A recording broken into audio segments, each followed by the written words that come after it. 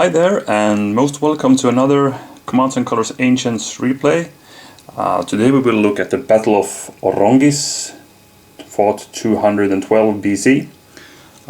This scenario is fetched from a magazine module that focuses on Mago Barca's battles. There's I think it's 3 scenarios or something like that, and Mago Barca, he's the or he was the youngest of, I think it was the youngest one of the Barca brothers who participated in this war. So he had been with Hannibal previously. We have seen in some previous scenario, I think, and yeah, he has been a sub-commander of his older brother Hannibal over at Italy.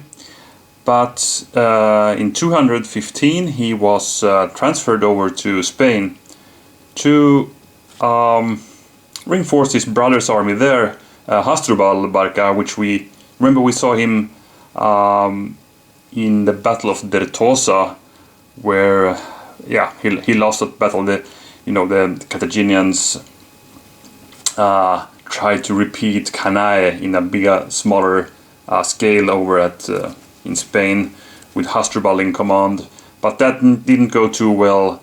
If you remember, the Scipio brothers did beat him over there, and yeah, that was a big problem for the Carthaginians in the Hispanic Peninsula. They got a lot of problems because of that. Not only that the Romans were more aggressive after that, and also they got all these revolts going on there with the tribes rising against them, and yeah, a lot of problems. So Mago, he was sent over to his brother in Spain to reinforce his army with some new fresh troops, so they could take a new grip against the Romans over there. Because you remember, Hasdrubal also got the orders to, first of all, get rid of the Romans in Spain, and then march over to reinforce Hannibal with a good bunch of an army, so they could pretty much end the war over there. But that didn't happen, so that's why Mago was sent over there, one of the reasons for it at least. And he did some pretty good campaigning there in Spain. Anyway, the year before this, 213, Hasdrubal was recalled back to Africa because, well, there was revolts over here in Spain, and he was probably a good, good at suppressing these revolts at this point in time. He has been occupied with that for a long time. So there was also some revolts going on in Africa. So Hasdrubal was sent back to Africa with a part of the army to suppress the revolts over there. So left here was Mago, and also another Hasdrubal Gisco, who took command over the troops in Spain for the Punic armies there. So Hasdrubal Gisco, I somehow sense that he's the supreme commander there, and Mago was kind of a sub-commander, because Hasdrubal Gisco asked Mago to go inland to Spain to gather more troops, because when Hasdrubal Barca left to Africa, he went with a good bunch of the army residing in Spain, so they badly needed more troops. And of course the Scipio brothers, they saw this opportunity with the weakened Carthaginians in Spain, so they really started some aggressive campaigning after 213. So Publius, we are not seeing Publius in this battle. This is actually Gnaeus Scipio, but Publius Scipio did put some siege on Saguntum, while Gnaeus Scipio was watching to the Baetis Valley to campaign there. And he did clash a few times, I believe, with Hasdrubal Gisco during that. So Mago was inland recruiting new mercenaries, while Hasdrubal Gisco was countering Gnaeus Scipio with his army here. And then came the battle known as the Battle of Munda, if you know about that.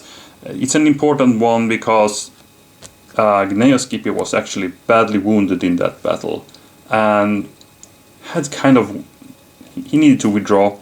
And by that time, when that happened, Mago had been able to gather a new army, march towards Hasdrubal Gisco and against Scipio.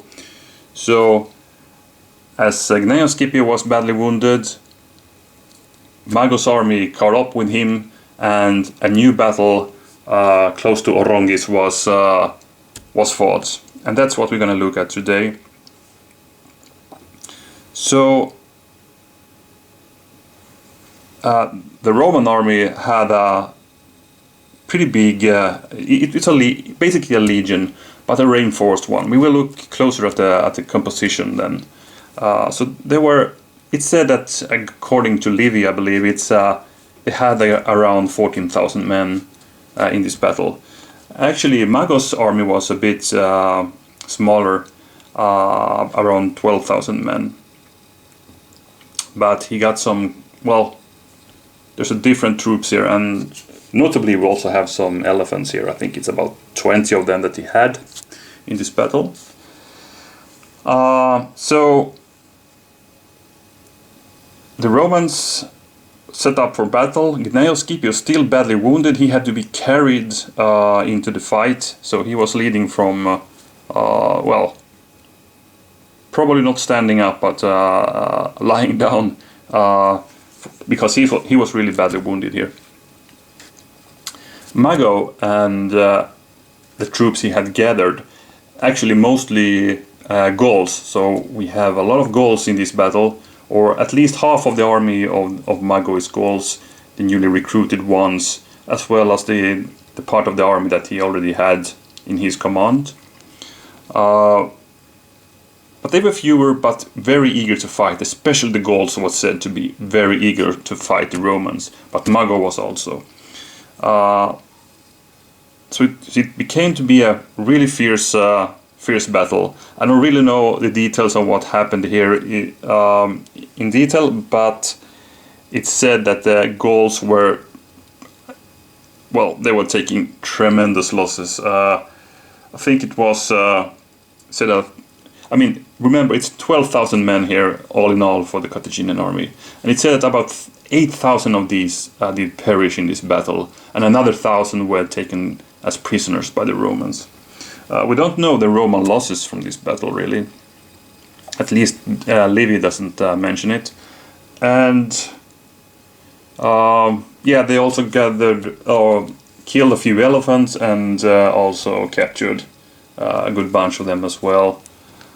So a big loss for the Carthaginian army here. Kind of. Well, Mago wasn't all that displeased with the result, to be honest. The thing is, what he sent first, as you can also see the setup here, we have mostly the Gauls, you know, marching forward here. We see in the back here, there's Mago's, his regular army, and the Gauls, actually led by two Gallic kings, you could say. So we have, over here we have Monicaptus, and here we have Vismarus. And one thing that really, tells how fierce this battle was fought, especially for the Gauls, is that both of the Gallic kings did fall in this battle.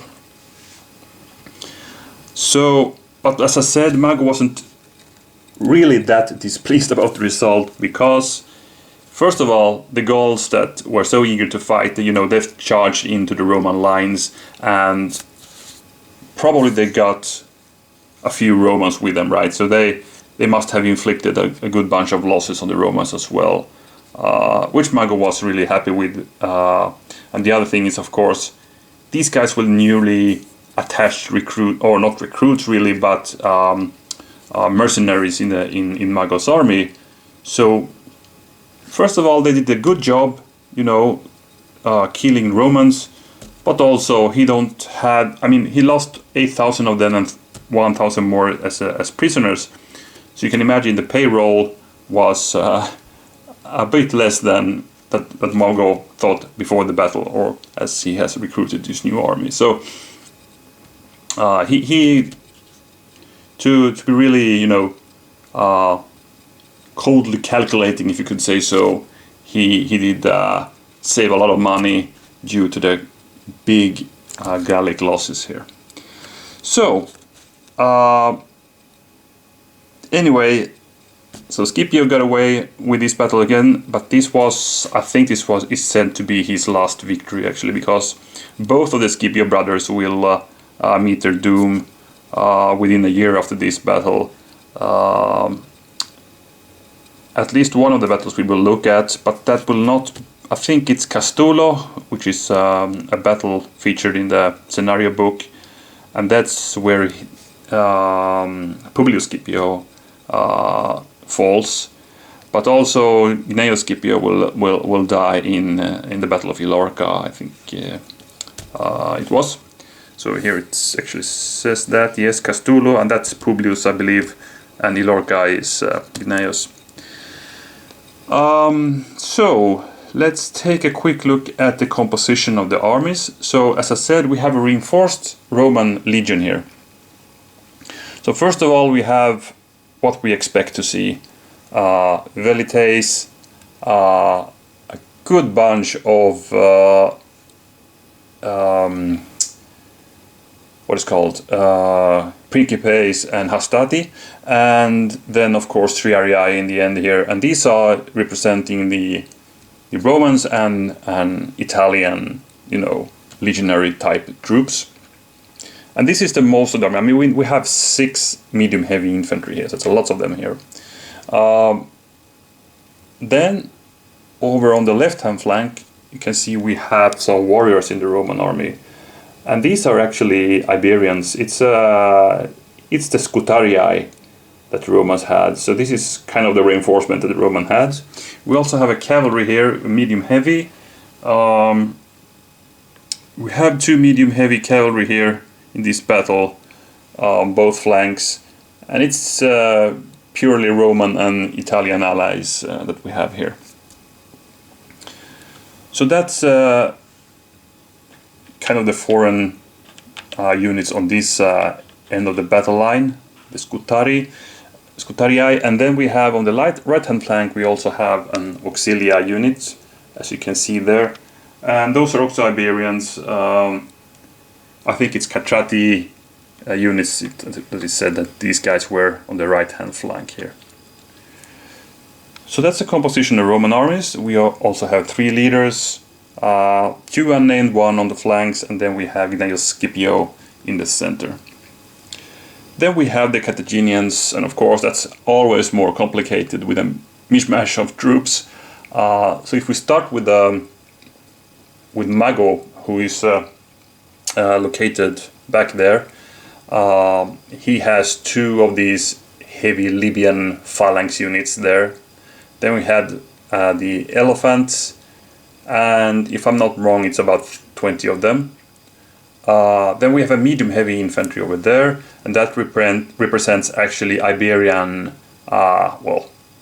good class Iberian units, veterans, that were attached to Mago's army, I think maybe before he went on to his recruitment trip. Then on the flanks we have some cavalry. We have the Numidians that we always have with us, right? They always appear in the Carthaginian army, and later also in the Romans actually, as we will see in the end of the Second Punic War. On the right hand flank of the Carthaginians we have an unnamed, no, that's one of the Gaul kings actually here, with a Gallic cavalry unit, medium heavies, so probably Gallic noblemen there. and that would be Monicapitus, the king there. Then we have the front line. Before we check the goals, we have 2 skirmishers here.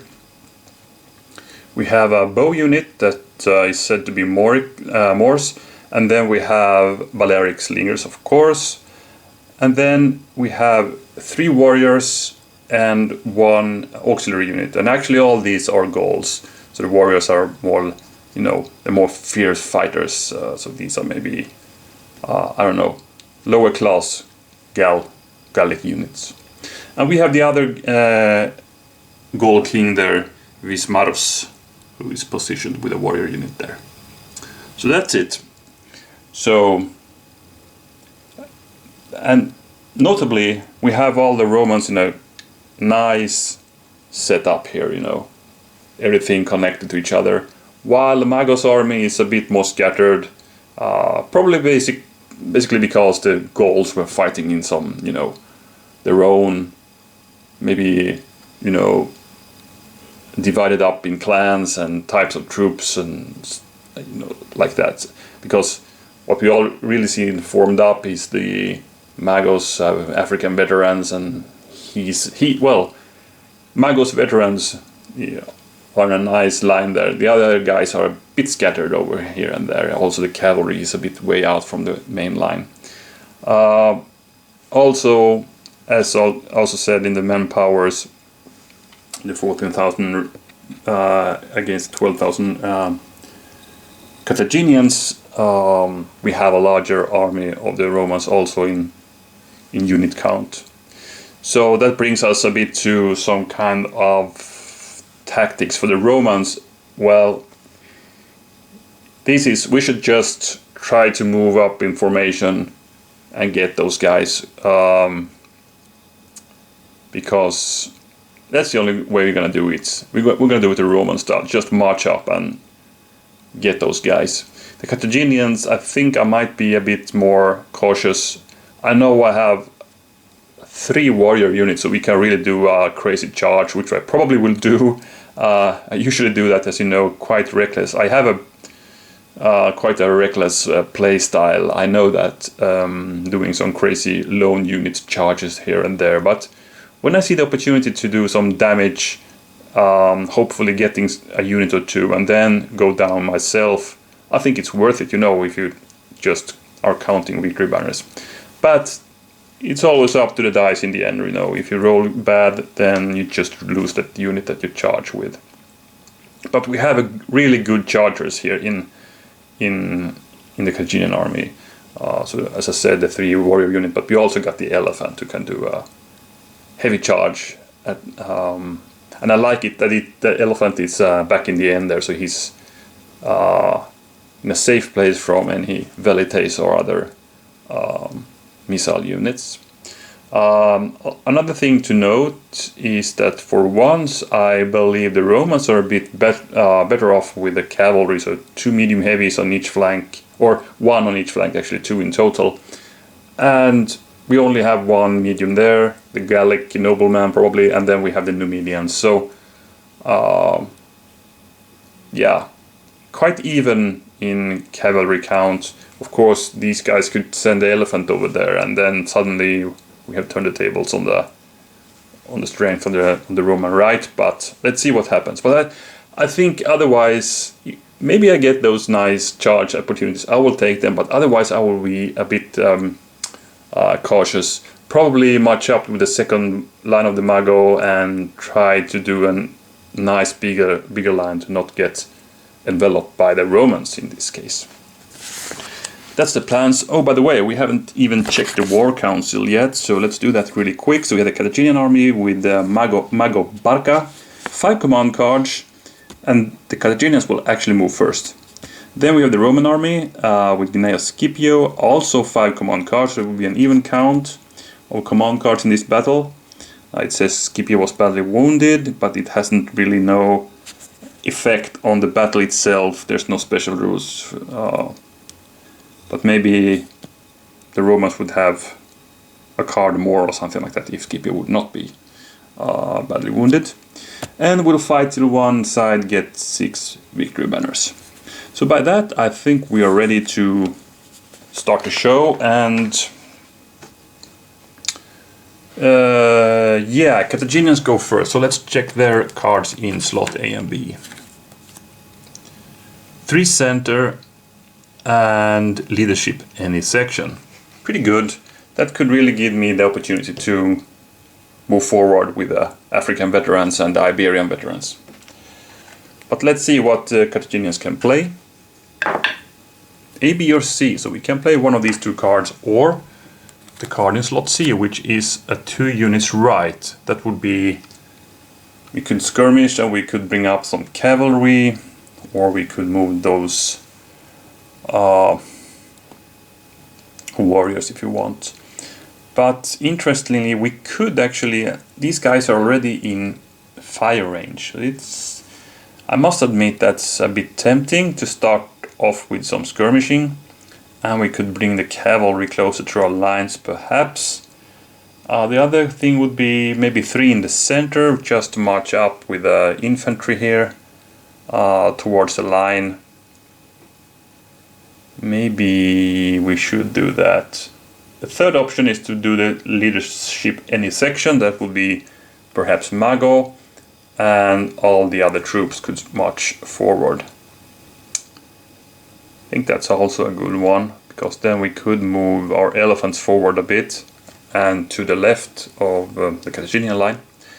On the other hand, that's a very good card, and we could also activate that nameless leader with that later on. So maybe I want to stay with that guy a bit, or that card.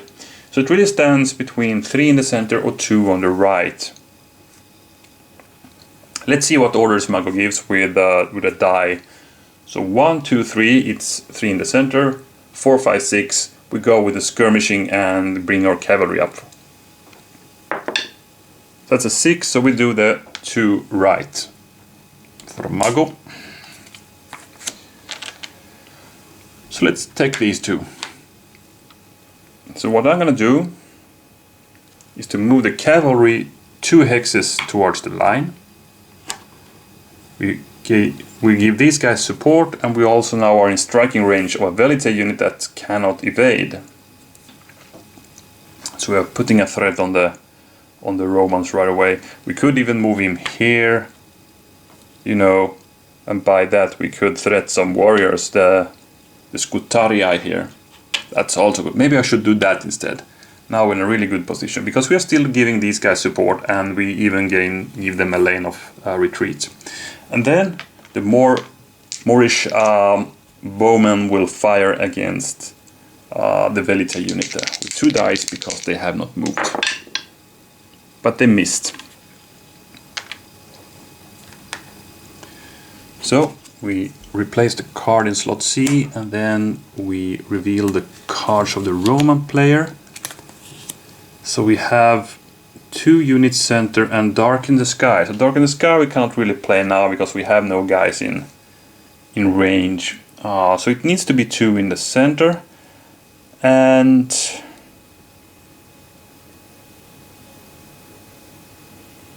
should we just rush forward with our Velites?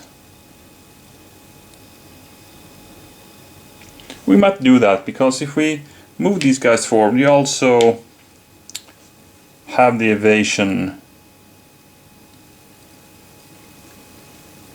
chances here. So I'm gonna actually go to there, and these guys, let's just move them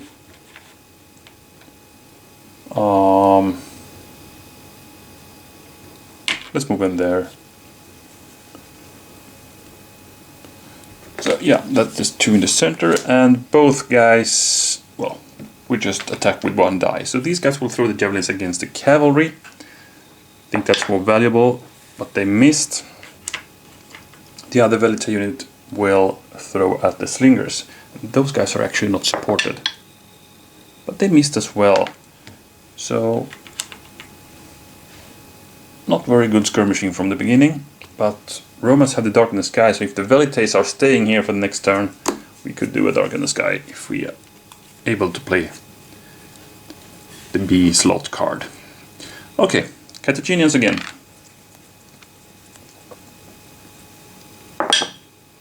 A or B, and that's the two cards we have up, so that's 3 in the center or the leadership.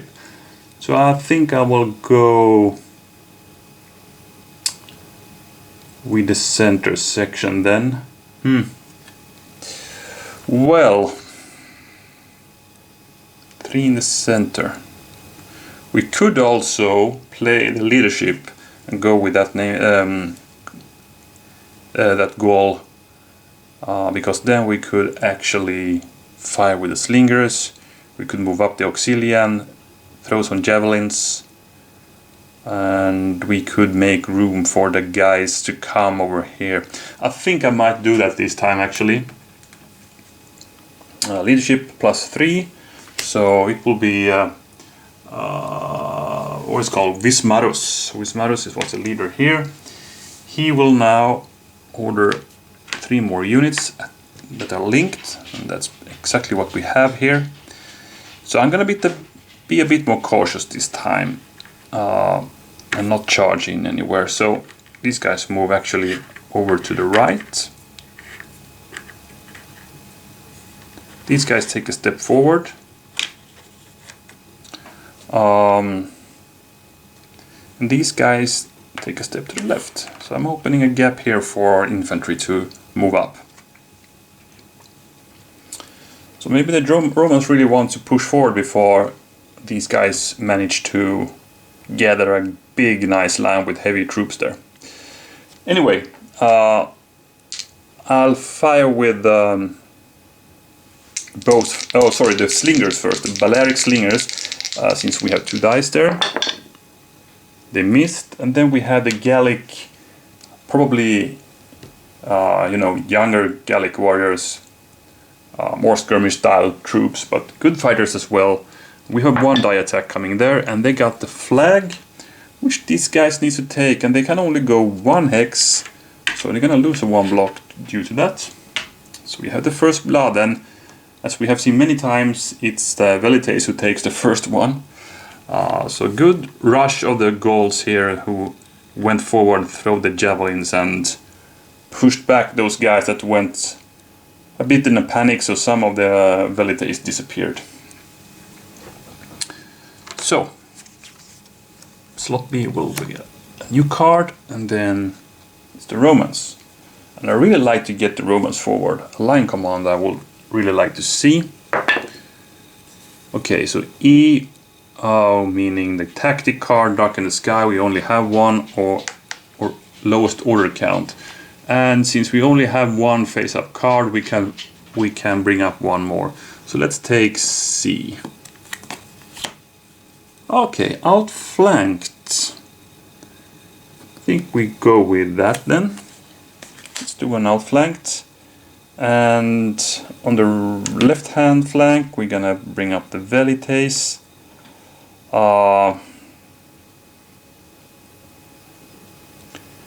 Should we take the cavalry? By the way, I haven't mentioned that we have some terrain in this battle on the Roman left. So we have 3 of these mountain hexes and some broken ground. And a quick recap of these.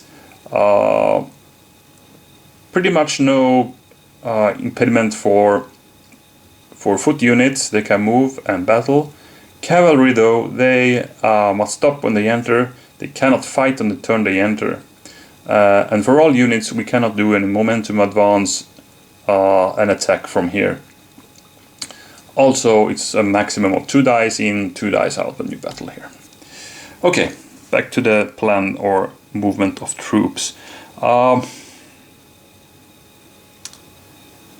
I could, and I think I would do that. I will take the cavalry here. On my right, I will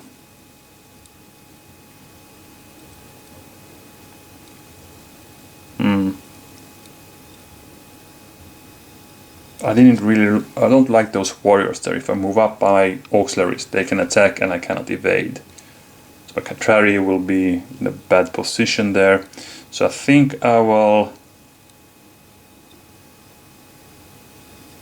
bring up my velites again and cavalry here. So it's one cavalry and one velite, same here. So the velites will move up, and don't like this position really because it's that retreat thing which is bad. But let's see. I will do it anyway. The cavalry I will put in a position so I might be ready to charge anything. So I will actually put them here. So now I'm threatening a good bunch of units here.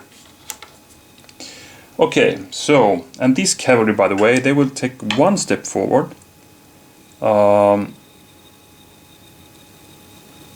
Because if the Carthaginians charge me now with the Gallic cavalry, I can really easy, you know, put them in a sack and eliminate those guys. So I dare to do this, and if they just leave those guys over there, I can attack with my Romans here, my Roman medium heavy cavalry against those, and get the first attack, and that would be really nice. So let's do some skirmishing then. The velites throws at the medium heavy cavalry, 2 dice, miss. Then we have a 1 die attack from here, and I will actually take that to the auxiliaries. Okay, no hits, so not that good of a skirmishing so far, except from those Gaul youngsters there, I guess. Okay, new card for the Romans. And now the Carthaginians. C or lowest order count. And since we don't have the C card up, we're gonna bring it up. That's light troops, alright.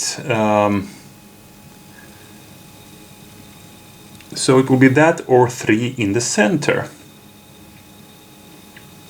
Light troops, we have 3 who could actually fire, which is really, really nice. And we could also bring up the Numidians to harass those Roman cavalry there. Might do that.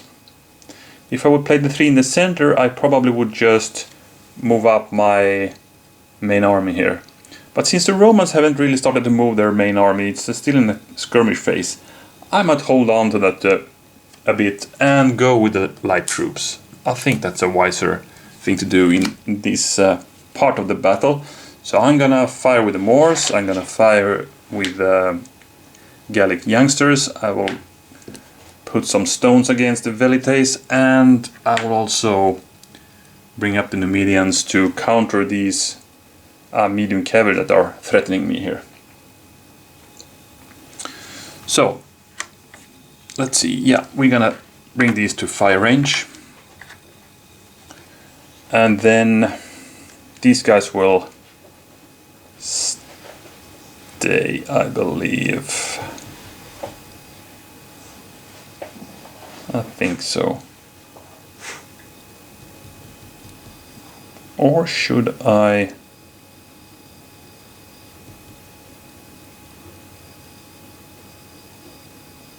I think I actually step forward with the slingers, one hex. Now I have some options in case these guys scares their counterparts away. I have more stones to fire against, or missiles to fire against that cavalry if needed. Those guys will not move, so that's all the lights we had, so we're gonna do some battle then. Start with a bow unit, fire at the velites. Again, they have only 1 hex to retreat, so if we get some flags, that's really bad for them. But we didn't, but we got a hit. The velites are slowly going down on both flanks. We have the center velite unit still just looking at the situation, as didn't made any decision to move at any flank yet. Then we're gonna do a new attack with the Gallic youngsters here, firing their another volley of javelins against the velites, and they are doing really good. These guys are heavy throwers. So first of all, they hit some velites, they get panicked and retreat again, and again they can only go 1 hex, so they go down 1. I think I can go there, and I need to take another loss. So these are actually down to 1 block, which is pretty bad for them now. So those guys are really good. Then we have the Numidians. They will fire with 1 die against that cavalry. They cannot take any flags. And a flag we got, so we scared the Roman cavalry away actually. 1, 2, 3. Really nervous horse there. And then we have this 1 die attack still to do. And I'm gonna see if I can get that guy before it gets away. So 1 die attack, and I'm hoping for a green. A flag will not help me this time. That's a miss. But that was a good opportunity to get a victory banner actually. Yeah, that's it. So we're gonna replace the Carthaginian card, and now the Romans. They really need to do something now. Slowly Mago is getting the grip of this first phase of the battle. I mean, we have 4 blocks in the dead pile and 0 Carthaginians as of yet. Okay, Roman turn. C or lowest order count. So probably it needs to be C then. And that's 3 in the center. That's okay.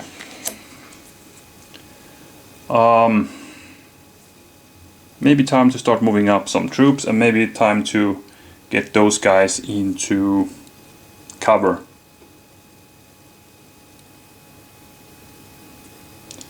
So let's see.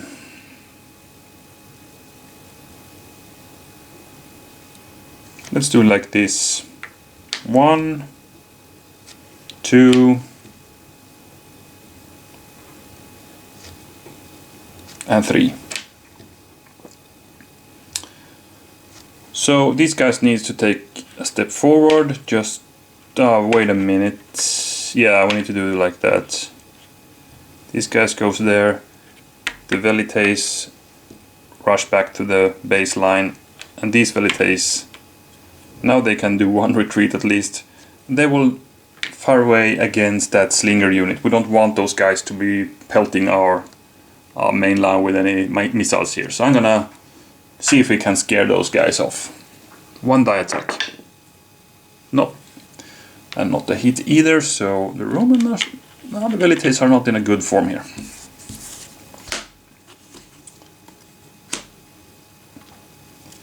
So it's the Carthaginians. A, B or C. Now we have some good options, I believe. So 3 in the center. We have a line command, interesting. And a move, fire, move. Okay, okay.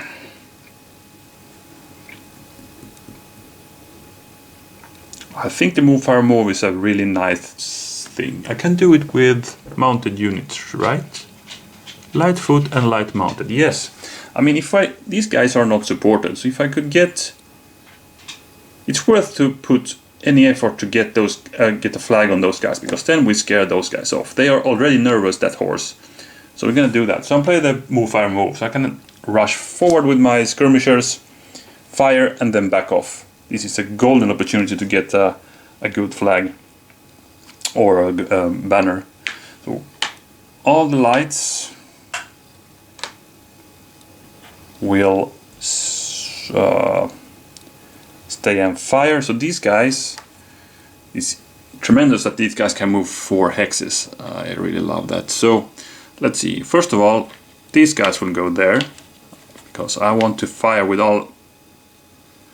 everything I can against those guys. And then these will go 1, 2, 3, and 4. Only 1 die attack.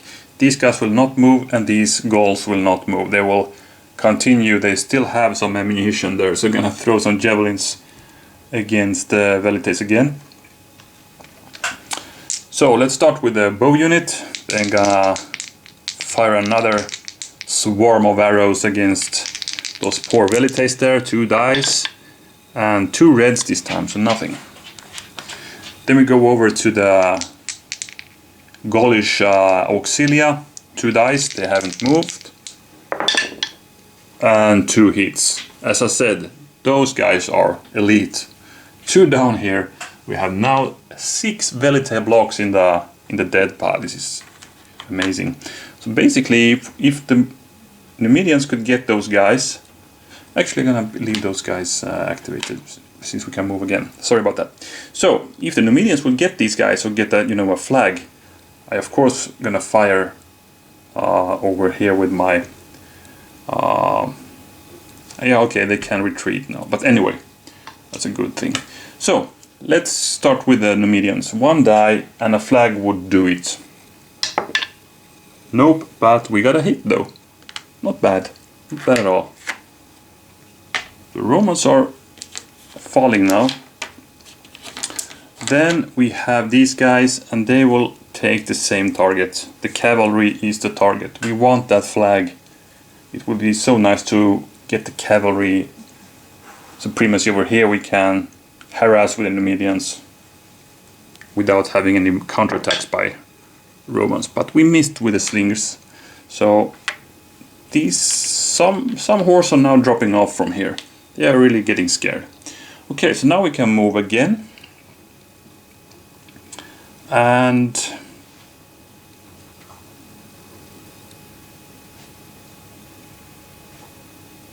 I think I'll stay with those guys. These guys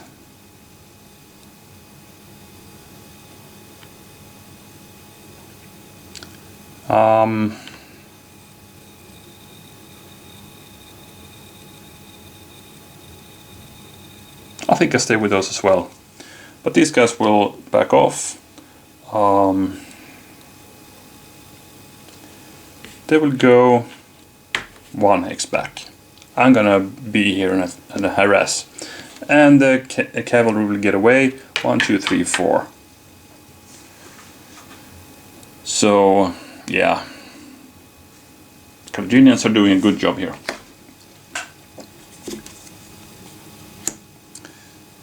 Romans. They haven't been able to respond really good yet. So C or lowest order count. So we're gonna play C again. And that's a mounted charge. And since I got the C or lowest order count, I believe I need to play C because I don't know how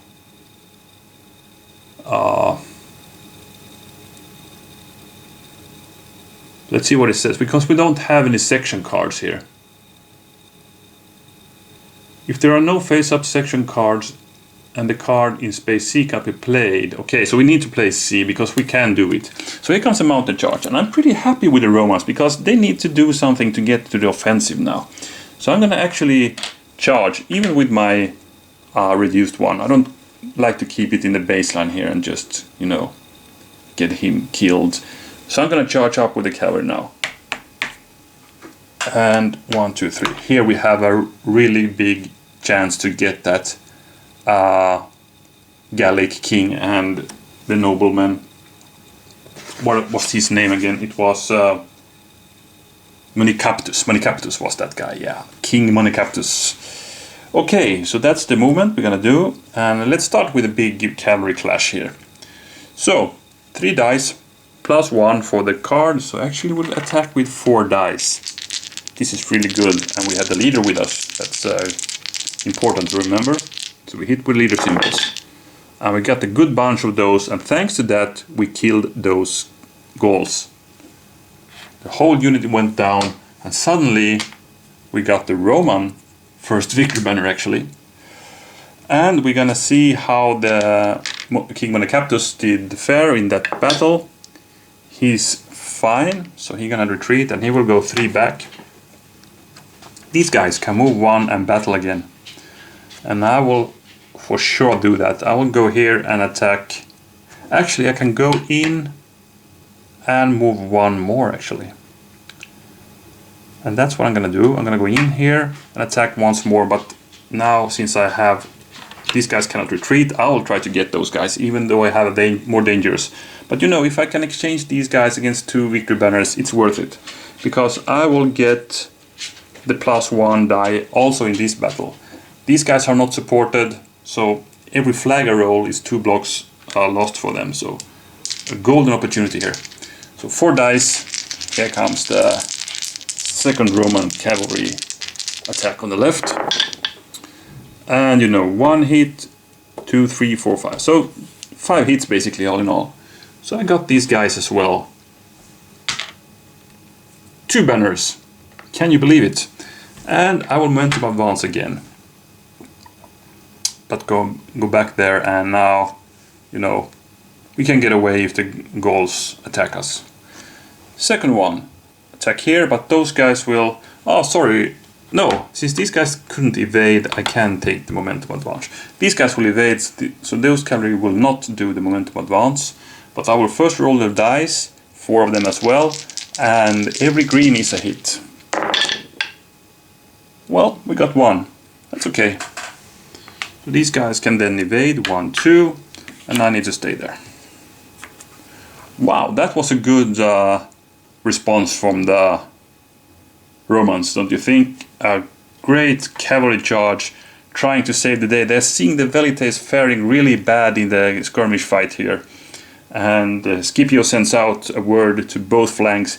Hey cavalry, you need to do something to turn the tide here. And they really did that. And suddenly we have 2 Roman victory banners.